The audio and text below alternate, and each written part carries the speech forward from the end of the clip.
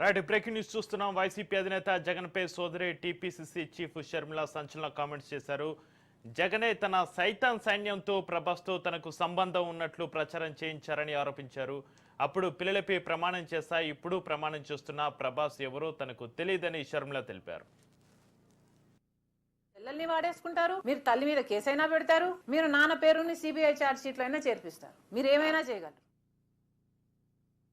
నేను ఏ రోజైతే కేసు పెట్టానో ఇలా జరిగింది, నా మీద తప్పుడు ప్రచారం జరుగుతుంది అని ఏ రోజైతే కేసు పెట్టానో ఆ రోజే నేను ప్రభాస్ అన్న వ్యక్తిని ఇంతవరకు చూడలేదు అని చెప్పాను. ఈ రోజుటికి కూడా నాకు ప్రభాస్ అంటే ఎవడో తెలియదు. ఈ రోజుటికి కూడా చెప్తున్నా, ఆ రోజు ప్రమాణం చేశాను నా బిడ్డల మీద నాకు సంబంధం లేదు ఆయనతో అని.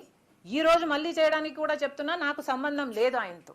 నా బిడ్డల మీద ప్రమాణం చేసి చెప్తున్నా. జగన్మోహన్ రెడ్డి గారికి ఇవన్నీ తెలిసి కూడా నాకు క్యారెక్టర్ లేనట్టు, నాకు ఆయనతో సంబంధం ఉన్నట్టు గత 5 సంవత్సరాలలో మీ సైతాన్ సైన్యం చేత ప్రాపగాండా చేయించలేదా? మీకా చెల్లెల మీద ప్రేమ ఉన్నది, సిగ్గుండాలి కదా.